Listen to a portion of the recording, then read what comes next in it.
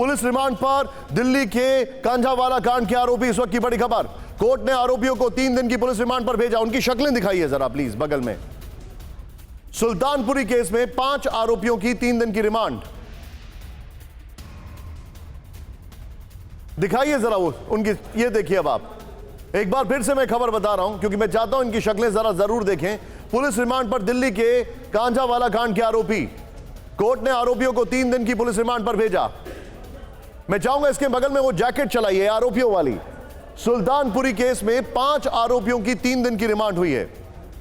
इन सब के नाम भी हम आपको दिखा रहे हैं बगल में, और जब मैं अभी ये सवाल जवाब करूंगा तब भी हम आपको दिखाएंगे। अगली खबर देखिए जरा, दिल्ली के आरएमएल अस्पताल में होगा लड़की का पोस्टमार्टम। इस वक्त की बड़ी खबर, राहुल सीसीटीवी के फुटेज के साथ संजय गांधी अस्पताल से ले जाया गया लड़की का शव। आरोपियों की कार और लड़की की स्कूटी की फॉरेंसिक जांच होगी। एफएसएल की टीम ने वारदात की जगह से उठाया सैंपल। ये दोनों ब्रेकिंग, दोनों shots and with the jacket if possible. सीधे मैं चलूंगा शालिनी के पास। शालिनी, क्या इंफॉर्मेशन आपके पास आ रही है? मुझे बताया गया है कि आप भी लोकेशन पे हैं और कल आपने इसके ऊपर बहुत ज्यादा डिटेलिंग की थी आपने और जितेंद्र ने। अभी बताइए क्या क्या जानकारी आ रही है? देखिए निशांत, मैं आपको बताती हूँ कि मैं जहाँ पर हूँ यहीं से गाड़ी 3 बार, ये जो दीपक है हमारे साथ जो प्रत्यक्षदर्शी हैं, उनकी जो दुकान है वहीं पर गाड़ी 3 बार घूमती है। अब दीपक हमको टाइमलाइन के साथ बताएंगे कितने बजे आपने पहली बार देखा और कब आपने फ़ोन किया होगा? सबसे पहली बार मैम 3:18 पे मैंने गाड़ी को देखा। मैंने उस टाइम शॉप ओपन ही की थी अपनी। ओपन करते के साथ ही जैसे मेरे को आवाज़ आई कुछ गाड़ी से, जैसे गाड़ी चलती, गाड़ी तो दिखाई दे रही कि उसका टायर फट रहा हो, ऐसी आवाज़ आ रही थी गाड़ी के अंदर से। मैं टायर फट रहा भाई इसका शायद। तो सामने बिल्कुल मेरे दुकान के सामने आने के बाद वो थी 50 से 100 मीटर के आसपास दूरी पर। तब जब मैंने पहली बार देखा, दुकान के बिल्कुल सामने आने के बाद दिखाई दिया कि उसके नीचे कोई डेड बॉडी फंसी हुई है और उसी की आवाज़ आ रही है। वो बार बार उसके हाथ जो थे वो नीचे लग रहे थे रोड पे और उसी की आवाज़ आ रही है। हाथ और नीचे लग रहे हाथ, उसके हाथ, कमर वाली हड्डी, उसकी हड्डी नीचे लगती हुई चल रही थी। तो उसकी आवाज़ें आ रही थी या पैर भी आगे। नहीं शालिनी, एक बात बताइए, क्या वो चीखने की आवाज़ें आ रही थी या इनको ऐसे लग रहा था कि गाड़ी के अंदर से कुछ ऐसी नॉइज आ रही है कि कहीं कुछ अटका हुआ है? क्योंकि जाहिर से बात है अगर कोई लड़की गाड़ी के ऊपर से नीचे फंसी हुई है तो वैसी आवाज़ आ रही थी। कैसी आवाजें आ रही थी?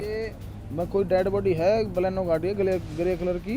और क्या आपने बताया किस तरह की आवाज़? क्या चीखने की आवाज़ आ रही थी, चिल्लाने की आवाज़ आ रही थी, या आप जैसा बता रहे कि डेड बॉडी के जो आप क्या कह रहे हैं उसको थोड़ा स्पष्ट करके थोड़ा बताइए। नहीं, चीखने चिल्लाने की आवाज़ नहीं आई थी। वो जिस टाइम मेरी दुकान के सामने से गुजरी है वो उस टाइम 100 खत्म हो चुकी थी। उसमें कोई नहीं था, कुछ नहीं था ही नहीं, वो खत्म हो चुकी थी उस टाइम। वो सिर्फ उसकी डेड बॉडी नीचे ज़मीन से टकरा रही है, उसकी आवाज़ आ रही थी और वो कुतुबगढ़ साइड जा रही है। तो मैंने हमने 112 नंबर पे बात की तो बताया मैडम ऐसे ऐसे गाड़ी जा रही है, उसके नीचे डेड बॉडी फंसी हुई है। 3:18 पर 3:20 पे फ़ोन किया, 18 मिनट में मैंने देखी थी मैम।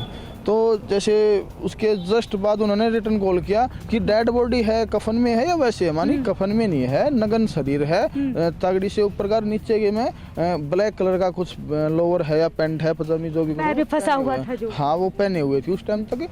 तो उसमें जैसे तकरीबन 3 या 4 मिनट के बाद मेरे को PCR से कॉल आती है, बोला आपने ऐसे कॉल किया साहब? मैं हाँ किया है फोन। बोला गाड़ी की साइड जा रही है? मैं गाड़ी जा रही कुतुबगढ़ साइड। बोला हम पंजाब खोड़ खड़े हैं, कोई बना हम आगे से घेराबंदी कर लेंगे। मैं ठीक है जनाब। तो उसके जस्ट 5-4 मिनट के बाद 3:30 पे गाड़ी यू टर्न लेके आगे से मेरी दुकान के सामने से फिर जा रही है दोबारा खंजावाला की साइड। फिर तो मैंने तभी जिस PCR से मेरे पास फोन, आप मेरे साथ बने रहिए। मैं अपने टीम को एक रिक्वेस्ट करूंगा, राहुल एक फ्रेम बनाइए जिसमें ये आई विटनेस हो, मैं हूं और मेरे साथ डीजीपी विक्रम सिंह सर हो। हम तीनों को एक फ्रेम में दिखाइए। जैसे ही वो तैयार होगा उसको ऑन एयर करिए, फिर मैं अगला सवाल पूछूंगा। Please go ahead. Shalini continue. ठीक है साहब। मैंने सिक्योरिटी उठाई, मगर ऐसे तो मैं फिर आगे का वाक़ा बता ही नहीं पाऊंगा। सिक्योरिटी उठा के मैंने उसकी तरफ चलो लोकेशन बताते रहेंगे, उसका पीछा किया। तकरीबन यहाँ से 2-2.5 किलोमीटर खंजावाला साइड से उसने फिर से यू टर्न लिया है राय सिंह मॉल के सामने से। तो मैं उससे 50-100 मीटर की दूरी पे था, मैंने भी उसके साथ यू टर्न ले लिया।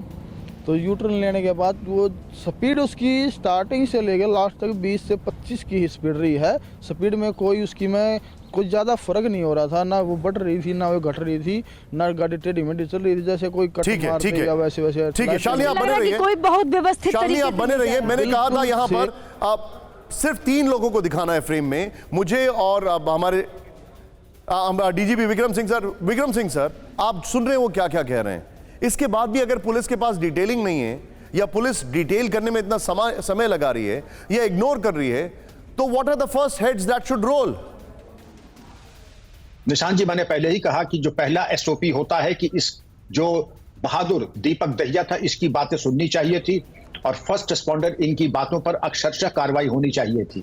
नहीं तो जिनकी जिम्मेदारी थी, जिनने दीपक का कॉल रिसीव किया और रिस्पॉन्ड नहीं किया, in the next 15 seconds their heads should roll, whoever they may be the operator, they may be the SI on duty, or he may be the SHO, and it was their duty also to inform उनका कर्तव्य था कि SHO को बताएं, वहां की petrol cars को भेजें। जाहिर है कि इन्होंने कुछ नहीं किया, न इन्होंने ऊपर बताया, न इन्होंने पेट्रोल कार्स को वहां भेजा कि जाकर के तुरंत घटनास्थल पे जाकर के तहकीकात करें। तो इतनी बड़ी चूक दिल्ली में, राष्ट्रीय राजधानी में, निशांत जी, ये तो बिल्कुल अक्षम्य है और अस्वीकार्य है। ठीक कह रहे सर, ये अपने आप में हैरान करने वाली खबर है।